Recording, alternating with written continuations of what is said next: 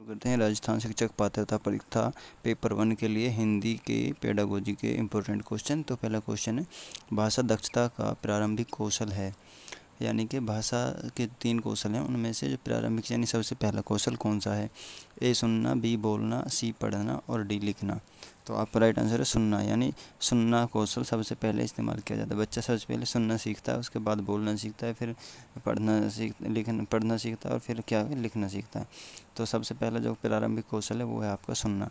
अगला देखते हैं, दूसरा क्वेश्चन, भाषा शिक्षक का विशेष अनिवार्य गुण है, यानी एक टीचर है भाषा का, उसका विशेष गुण कौन सा है? ए विषय की विस्तृत ज्ञान होना चाहिए उसको, बी बाल मनोविज्ञान का ज्ञान होना चाहिए, सी शिक्षण विधियों का ज्ञान होना चाहिए उसको, और डी है शुद्ध उच्चारण होना चाहिए।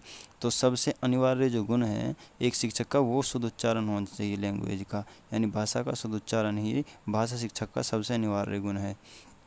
तीसरा क्वेश्चन है, निम्न में से उपलब्धि परीक्षण निर्माण का चरण नहीं है, यानी उपलब्धि परीक्षण को जो निर्माण के चरण हैं, ठीक है, उपलब्धि परीक्षण के निर्माण के चरण है, तो इनमें से कौन सा चरण नहीं है? नीचे जो दी गए हैं। ए ऑप्शन है शैक्षणिक उद्देश्यों को लिखना, बी ऑप्शन है छात्रों की कमियों के कारणों की जानकारी प्राप्त करना, सी ऑप्शन है प्रेषण निर्माण करना और डी ऑप्शन है समंकन योजना तैयार करना। तो उपलब्धि परीक्षण जो होता है उसके निर्माण करते समय इन सभी चीज़ों का ध्यान रखा जाता है सिवाय बी को छोड़ के। तो बी इसका राइट आंसर है, यानी शैक्षणिक उद्देश्यों को लिखा भी जाता है उपलब्धि परीक्षण में, प्रश्न का निर्माण भी किया जाता है उपलब्धि परीक्षण में परीक्षण करने के लिए, और समंकन योजना भी तैयार की जाती है इसमें उपलब्धि परीक्षण में। जबकि जो है छात्रों की कमियों के कारणों की जानकारी इसमें प्राप्त नहीं की जाती उपलब्धि परीक्षण में। नाम से पता चला जैसे उपलब्धि, यानी कि बच्चे के अंदर जो उपलब्धि है उसका परीक्षण, ना कि कमियों का परीक्षण।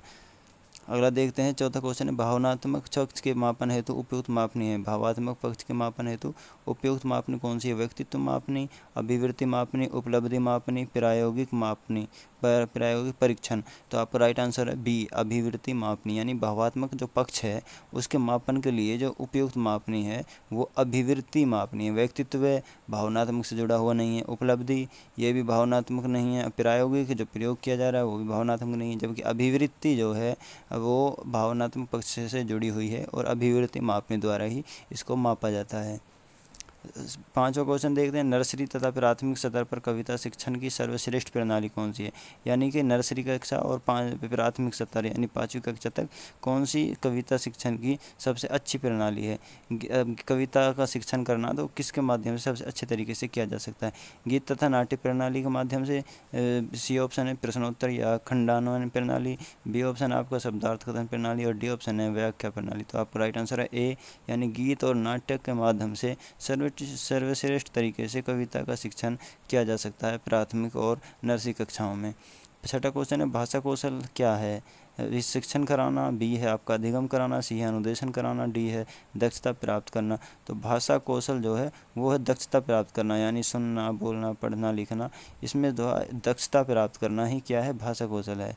प्रोजेक्ट विधि में शिक्षा प्रदान की जाती है। अब यहाँ पे प्रोजेक्ट विधि की बात हो रही है, तो इसमें जो शिक्षा प्रदान की जाती है वो किस प्रकार की शिक्षा इसमें दी जाती है? ए सैद्धांतिक शिक्षा, बी बेसिक शिक्षा, सी जीवन उपयोगी शिक्षा और डी नैतिक शिक्षा। तो आपका यहाँ पर राइट आंसर हो जाएगा जीवन के लिए उपयोगी शिक्षा प्रोजेक्ट विधि में प्रदान की जाती है। आठवां क्वेश्चन है आपका, प्रस्तावना का मुख्य उद्देश्य क्या है? यानी जो प्रस्तावना का मुख्य उद्देश्य है, ए ऑप्शन है उद्देश्य कथन करना, बी प्रस्तुतिकरण करना, सी सामान्यकरण करना, डी है नवीन ज्ञान ग्रहण हेतु तत्पर करना। तो उद्देश्य कथन करना, यानी कि इसको हमारा जो है पाठ को पढ़ने का उद्देश्य ये है, या फिर प्रस्तुतिकरण करना या फिर सामान्यकरण उसको आसान करना, ये प्रस्तावना का मुख्य उद्देश्य नहीं है। जो मुख्य उद्देश्य, सबसे महत्वपूर्ण जो उद्देश्य है प्रस्तावना का, वो है बच्चों को तैयार करना, तत्पर करना, यानी कि नए ज्ञान के ग्रहण हेतु बच्चों को तैयार करना। ठीक है। अगला है 9वां क्वेश्चन आपका, मौखिक अभिव्यक्ति का आवश्यक गुण क्या है? यानी कि मौखिक जो अभिव्यक्ति है, जो मुंह के द्वारा बोल करके जो अभिव्यक्ति की जाती है, तो उसका सबसे आवश्यक गुण पूछा है यहाँ पे।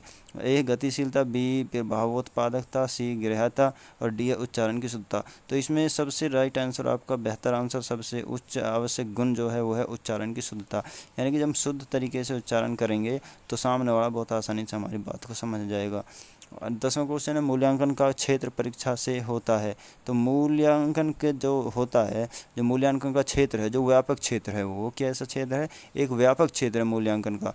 मूल्यांकन हर क्षेत्र में किया जाता है बच्चे का। तो उस जो वो क्षेत्र है और उसको जब परीक्षा हम लेते हैं तो परीक्षा से वो कैसा हो जाता है, ए सीमित, बी विस्तृत, ती संकुचित, डी संकुचित और सी समान। तो राइट आंसर आपका डी यानी संकुचित हो जाता है। वो क्षेत्र जो विस्तृत क्षेत्र है मूल्यांकन का, परीक्षा लेने से जो है वो संकुचित हो जाता है, क्योंकि बहुत सी चीज़ों के पर जो मूल्यांकन में जो चीज़ें की जाती हैं उनकी बहुत सी बातों की बच्चों की परीक्षा द्वारा पता लग जाता है और बच्चे के लिए कि जो है कि मूल्यांकन करना आसान हो जाता है बच्चे का। तो ये आपके आज के 10 क्वेश्चन।